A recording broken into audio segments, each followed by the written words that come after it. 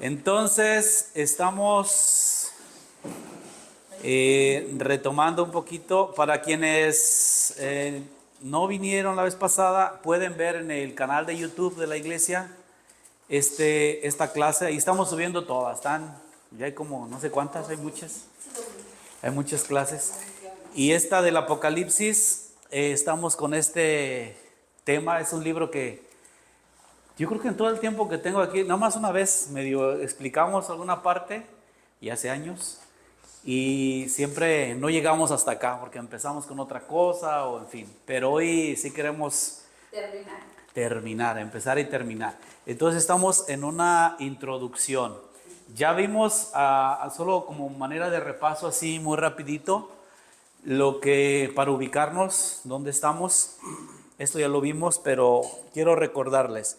Queremos conocer el contenido de este libro, es decir, cómo está escrito. No es un libro muy extenso, les decía la otra vez, son como unos 22 capítulos. Es el último libro de la Biblia, entonces, y hay muchas cosas interesantes. Conocer el contenido, el significado, al menos de su lenguaje, de su estilo, de algunas claves de lectura que cuando lo leamos, pues no le tengamos ni miedo, ni pensemos en cosas raras, sino que, eso se refiere, conectemos, y esto se refiere a esta realidad o esta situación. Y descubrir su mensaje, que eso es esencial. Voy a pasar un poquito rápido esto, porque les digo, ya lo repasamos. Empezando por el título. La otra vez comenté un poquito más extenso esto, pero fíjense cómo empieza el título del libro. ¿De dónde salió la palabra Apocalipsis? Ahorita se las voy a explicar. Pero fíjense la primera frase: revelación de Jesucristo que Dios le dio para manifestar a su siervo las cosas que deben suceder pronto. Revelación de Jesucristo. Este libro es el libro de la revelación. En español casi siempre lo ponemos Apocalipsis. Se escribió, como dice la palabra griega, así esta palabra es Apocalipsis. Así empieza el texto griego. Y por eso se llama así, Apocalipsis. Eso es revelación. Pero en inglés, como les decía, es más común conocer este libro como el libro de la revelación. Pero aquí hago esto. En el título no dice revelación de cuándo se va a acabar el mundo, ¿verdad? ¿Dice eso? No. Revelación de las cosas malas que pasan en la sociedad. Revelación del futuro para que... Es revelación ¿de quién? De Jesucristo. Entonces, es un libro que quiere darnos a conocer a Jesús. Un Jesús ya, por supuesto, resucitado, glorioso. Vamos adelante, esto ya lo vi. Eso también se los mostré la vez pasada. Con el libro de la revelación encontramos varios temas que van relacionados. En ese tiempo, cuando se escribió, mucho estaba aquí en lo político, en la persecución religiosa que sufrían los cristianos. Estamos hablando del primer siglo, y casi 3 siglos era prohibido ser cristiano y sufrieron mucho los primeros cristianos. Entonces, hoy lo relacionamos mucho con otros temas que nos preocupan, que nos asustan en cuestión económica, en cuestiones de políticas energéticas, del calentamiento global, cosas que hoy están de moda. Por supuesto, en ese tiempo no se hablaba de eso, pero sí había, por ejemplo, las catástrofes naturales, terremotos siempre ha habido. Ciudades fueron destruidas en aquel tiempo. Por ejemplo, una famosísima, es parte de las ciudades de Grecia, de Turquía, que hoy quedan en ruinas, y dice cómo se acabaron. Una por las guerras, que cuando invadían destruían, y otra por terremotos, incendios, inundaciones, muchos cataclismos que sucedían. Entonces sí había. Uno famoso es la explosión del Vesubio en Italia, que tapó toda Pompey, por ejemplo. Hasta el día de hoy están descubriendo, quitando la ceniza, están descubriendo cosas en aquella ciudad que quedó completamente cubierta. Eso es un cataclismo. Y todo eso pues tiene que ver con esos temas. Hay un deseo desmedido, por supuesto, de saber qué es lo que va a suceder hasta hoy en día. En aquel entonces había, hoy también queremos saber qué va a pasar mañana. Pero pues, seguimos sin saber. Voy haciendo el repaso rápido. Les vamos a ver más o menos estas partes en la lectura que hagamos. Hay un prólogo. El prólogo es como una introducción al libro. Y luego hay una sección que se llama las 7 cartas a las iglesias. A las iglesias. Son iglesias, comunidades que estaban en el territorio principalmente de Turquía, lo que hoy es Turquía. Y dejan un mensaje muy interesante. Luego viene el rollo con 7 sellos. Fíjense, 4 capítulos del 4 al 8. Luego las 7 trompetas, otra sección. Los 7 ángeles con las 7 plagas, otra sección. El castigo de Babilonia, otra sección. Visión de las últimas cosas que han de suceder y un cielo nuevo y una tierra nueva, la nueva Jerusalén. Con eso termina. Entonces, más o menos es una división que puede ayudarnos como a encontrar cómo leer este libro. O sea, algo importante, ahorita lo voy a ver. Queremos superar esos prejuicios que hay contra el libro porque automáticamente, no, pues lee el Apocalipsis y ahí dice que en el año 2012 se va a acabar, porque los mayas dijeron, pues los mayas tenían su propia cosmovisión, su propia escritura, su propia cultura, y pues la Biblia está en otra cosa. Es más, el mundo lo queremos acabar cada 1000 años, seguro que se acaba, en el 2000, en el 2012, hay fechas. En el eclipse da. Hay bien personas, hay gente que hasta fue a comprar cosas a la tienda porque iba a haber 3 días de oscuridad y velas y todo. Dije, bueno, pues puede ser, pero aquí ni se oscureció, nada más se nubló poquito, ¿no? Como está ahorita con las nubes. Entonces, este género, y es lo que voy a empezar ahorita, es un estilo de escribir. Es un estilo de escribir que se usa en la Biblia, no solo en el Nuevo Testamento, también en el Antiguo Testamento hay, ahorita lo vamos a ver. Y tiene que ver con tiempos de dolor, de la angustia humana, de cuando hay problemas, cuando se pierde la esperanza, decimos, ¿y ahora qué va a pasar? Cuando estamos así como lo que les decía la vez pasada, lo que experimentamos en tiempos de COVID, sobre todo cuando no sabíamos ni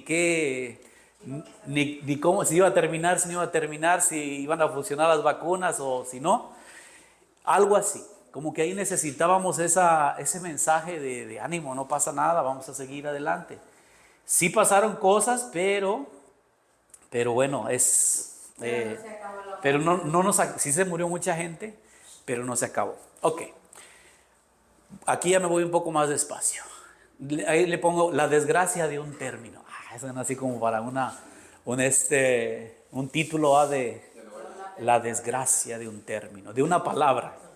La desgracia de una palabra.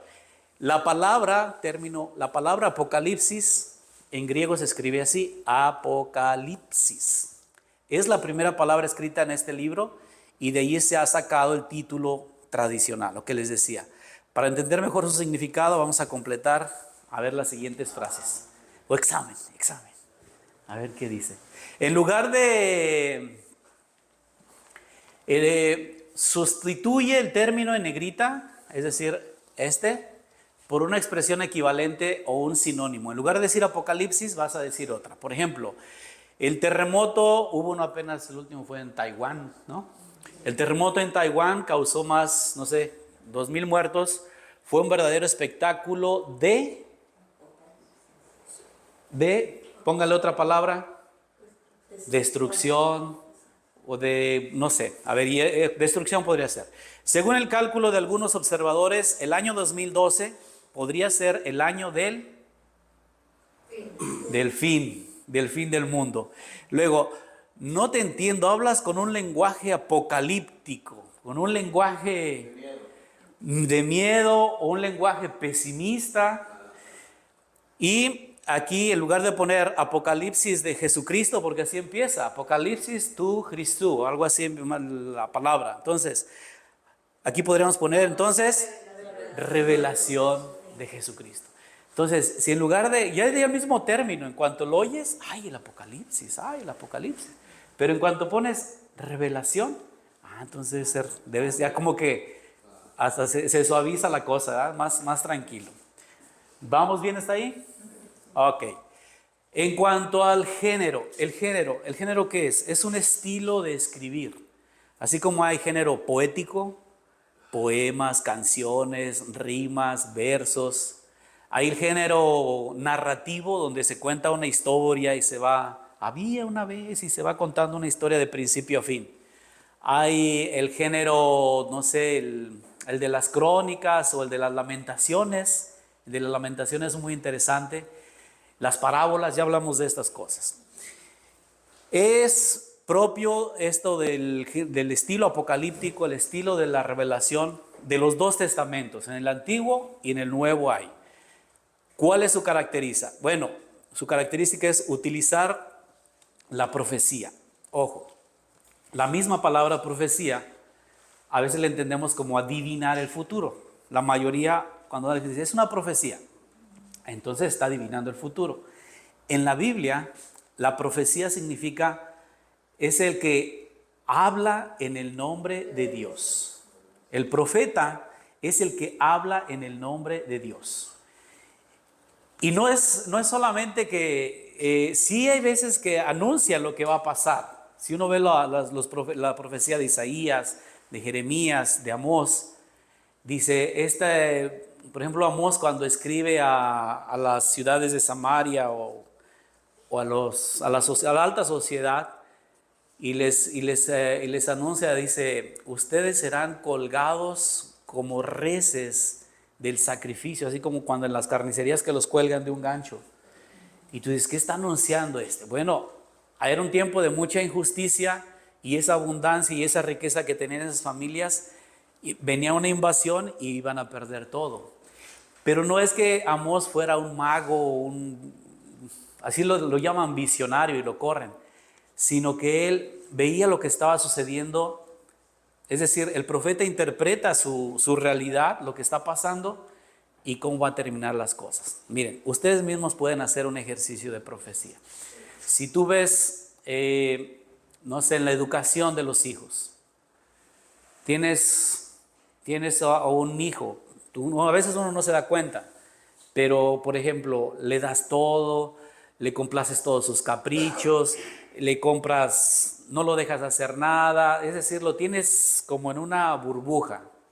¿Cuál creen que sea cuando este niño crezca? Igual y es una buena persona, pero si no lo dejas hacer nada, si no asume responsabilidades, si encubres sus errores, ¿qué creen que sea el futuro de ese joven, de ese niño? Pues que igual va a buscar la vida fácil, cómoda, quien le arregle y va a zafar de responsabilidades, probablemente quede atrapado en vicios. ¿Y tú eres profeta? No, estoy viendo lo que está sucediendo ahorita, que después va a pasar, ¿no? Cuidado de la salud, si uno también, pues, oye, pues comes mal, no duermes, tienes horarios muy difíciles, a veces por necesidad, otras veces por gusto, pues ¿qué va a pasar? Pues que tu cuerpo un día ya no va a poder más. A lo mejor te aguanta unos añitos, pero llega un punto en el que colapsas. Si vives con un estrés, o sea, ese es el profeta, lee lo que está sucediendo en lo social, en lo familiar, en lo personal, en lo político, en todos los aspectos, y de allí entonces saca una conclusión. Y una conclusión que no necesita ser un adivino para saber qué es lo que va a pasar, ¿ok? Entonces, lo que sí es, utiliza un lenguaje con símbolos. Por ejemplo, cuando describe, era como un mar de cristal, o eran sus ojos radiantes como, no sé, 2 gemas. Utiliza un lenguaje que uno, si lo ves literal, pues dices, pues, empiezas, los cuernos de las bestias, por ejemplo, tenía 10 cuernos y entre los 10 nació otro, y de ese que se destruyó a los otros 10, y tú pues ya te imaginas así un montón de picos y dices, ¿a qué se refiere? Pero ese lenguaje está refiriéndose a una realidad, a reinos, reyes que estaban surgiendo y que se estaban peleando entre sí y de los cuales uno predominó sobre los otros. Tiene toda una explicación. Es un lenguaje misterioso para comunicar un mensaje de esperanza, para animar, fíjense. Uno a veces piensa que el Apocalipsis es para asustar. No, es para animar a unos cristianos, a unas comunidades que se las estaban viendo difíciles, se las estaban viendo duras. Las obras propias de este género son los libros, sobre todo el libro de Daniel tiene esos pasajes y el libro del Apocalipsis. Vamos a ver algunos textos. Aquí está. Miren, por ejemplo, Daniel 1 al 12, Isaías 24, 33, 30, tú fíjate todo lo que tiene Isaías. El libro de Ezequiel también tiene algunos, Zacarías, Joel, el discurso escatológico en los evangelios, también Mateo, fíjense, los evangelios, Marcos 13, Mateo 24, Lucas 21, también Jesús utiliza ese lenguaje.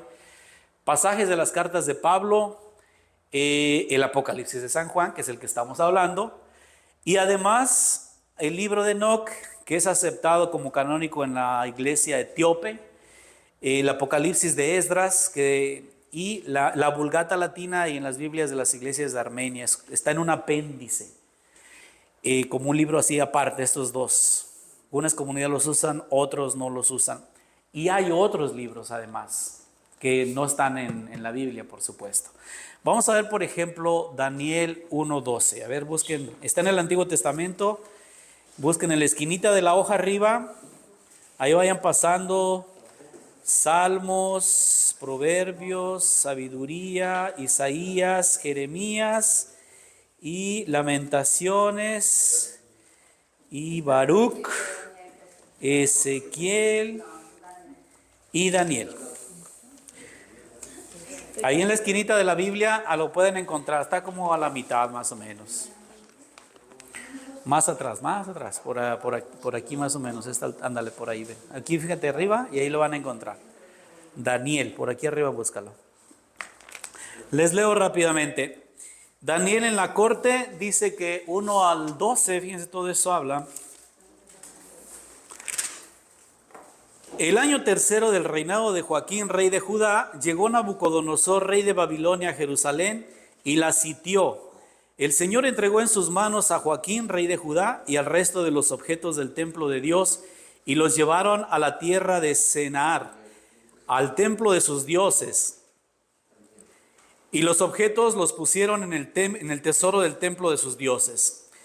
El rey ordenó a Aspenaz, jefe de sus eunucos, que tomara a algunos de los hijos de Israel de la descendencia real de las familias nobles, jóvenes que no tuvieran defecto corporal, de buena apariencia, hábiles en todo conocimiento, inteligentes, de buen juicio. Está describiendo aquí algunos. Inteligentes, de buen juicio, capaces de servir al palacio del rey y que aprendieran la escritura y la lengua de los caldeos. Luego el rey les asignó una ración diaria de su propia comida y del vino, y ahí viene esa historia de Daniel. Ellos fueron como esclavizados. En ese contexto van a encontrar solo que aquí pues es más narrativo al principio. Cuenta cómo es que Daniel y sus compañeros llegaron a Babilonia. Nabucodonosor destruyó Jerusalén y se los llevó. Y una de sus tácticas era, pues, si son de la familia real, pues que ellos, era como reeducarlos. Y después, pues sean sus ministros, sus intermediarios, conocían la lengua y podían servir.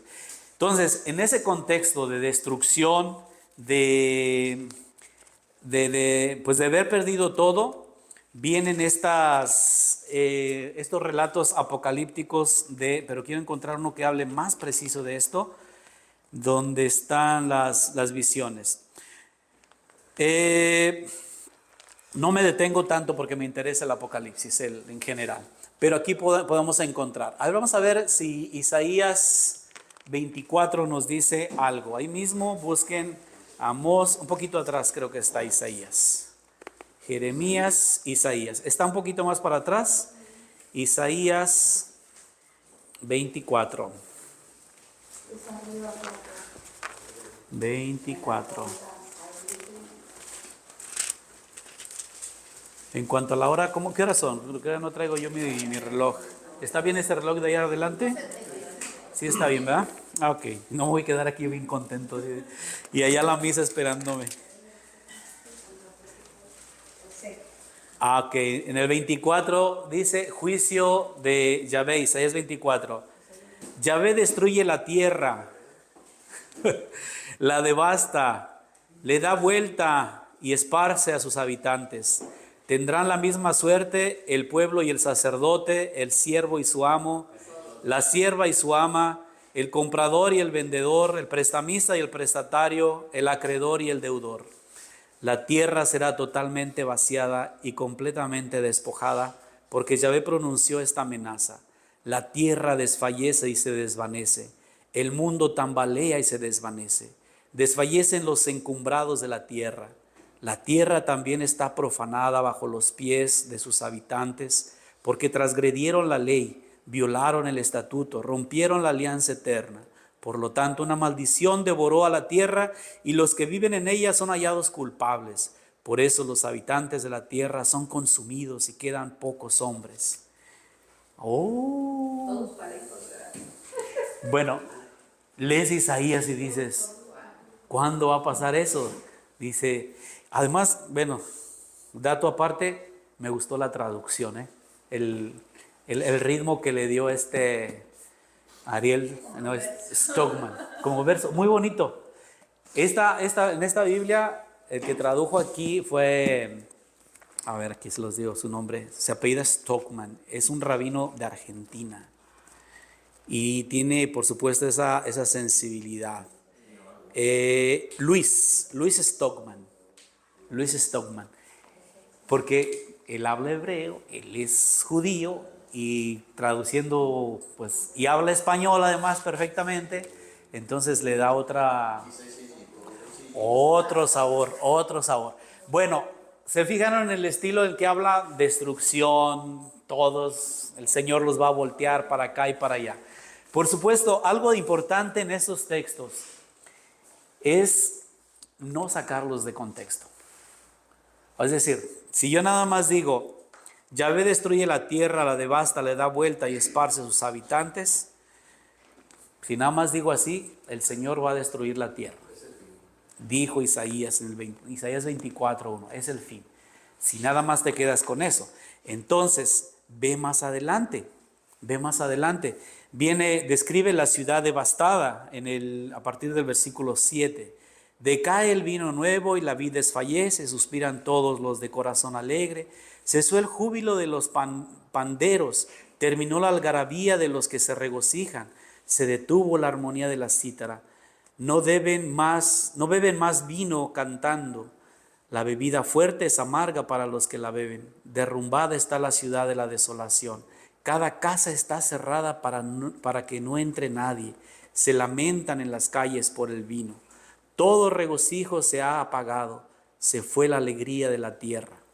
Es decir, habla de un periodo de la ciudad, una ciudad invadida o destruida o llena de temor. Voy al versículo más adelante donde dice combate escatológico, el título, creo que es el 16. Dice, pero yo digo, desgraciado de mí, ay de mí. El traidor obra traidoramente, sí, el traidor obra muy traidoramente. Terror, fosa, trampa están contra ti, habitante de la tierra. El que huya del estruendo del terror caerá a la fosa. El que salga del medio de la fosa será atrapado en la trampa, porque las ventanas que están en lo alto están abiertas y tiemblan los cimientos de la tierra. Y la tierra está quebrada, despedazada, la tierra está destruida en pedazos. La tierra tiembla y se sacude. La tierra se tambalea de un lado a otro como un hombre borracho y se columpia de acá para allá como una hamaca. Mira eso también. Está muy bonito. No, yo voy a leer el de Isaías ya con más ganas. Bueno, pues está describiendo una realidad, Isaías. Está diciendo lo que está pasando con una Jerusalén invadida, destruida, amenazada. Pero en el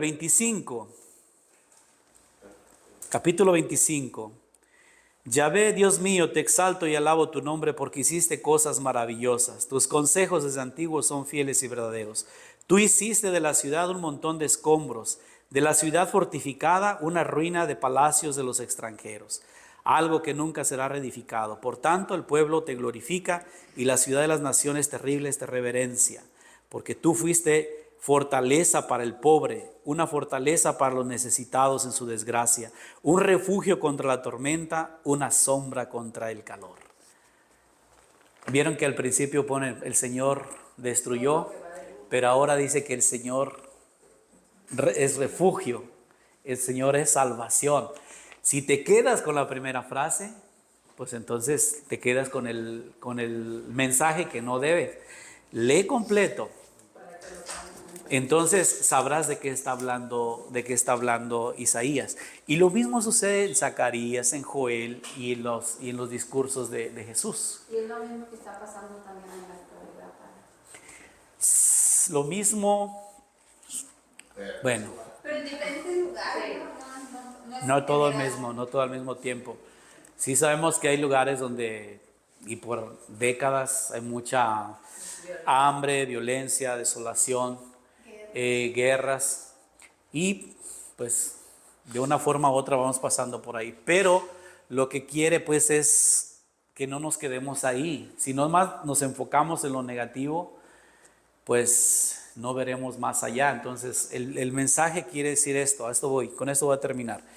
Entonces, Apocalipsis es igual a revelación. El término está compuesto de dos. Apo, que indica una preposición de, y calipten, que es velar, cubrir, tapar. Entonces, eso es desvelar, es quitar el velo. Cuando le pones eso es desvelar, develar, revelar es quitarlo. Así pues, quiere decir levantar el velo de. Revelar quiere decir como destapar, ¿sí? En español, una acción de desvelar. De ahí que también se usa el término revelación. Y aparece también en Gálatas, en Efesios también lo utiliza San Pablo. Pero el término, entendamos, ¿qué significa Apocalipsis? Revelación. ¿Y revelación de quién? De Jesucristo. Entonces, sí describe pues un tiempo, como lo habla Isaías, difícil, de persecución, de muerte, de enfermedad, de guerras, pero quiere darnos un mensaje que nos mueva un poquito más allá. Entonces, ¿de qué o de quién habla el Apocalipsis? ¿Del fin del mundo? ¿Del anticristo? Porque también aparece el anticristo. ¿Saben? Interesante. ¿Del anticristo o de Cristo? Bueno, es la primera cosa que me gustaría que entendieran. Que con esa clave, esa es la primera clave, leamos. Es un libro que me va a hablar de Jesucristo. Me va a hablar de Cristo. Sí va a describir cosas que las vamos a ver, pero nos va, lo que les decía ahorita, nos va a ayudar a entender con esa clave está hablando de Jesús, se refiere a Jesús. No sacar de contexto frases y párrafos, lo que les decía ahorita con esta lectura que hicimos. Tener en conjunto todo el mensaje, todo el libro, o el capítulo al menos. Entender las características de este género. El Apocalipsis no es un libro único en su género, o sea, hay más, lo que les mostraba, y no es un libro aislado. Por último, forma parte del Nuevo Testamento, ¿sí? Entonces está conectado con los evangelios, con las cartas y con el Antiguo Testamento, por supuesto. No es un libro así que, pues hay que estudiarlo solito. Entonces, esas claves nos pueden ir ayudando a que vayamos entendiendo poco a poco de qué se trata. ¿Me expliqué más o menos? Esta historia va a continuar. Ya hablaremos quién fue su autor, cuándo se escribió, los temas principales y qué estaba pasando en ese tiempo, en esa época. ¿Ok? Muchas gracias. El libro de Enoch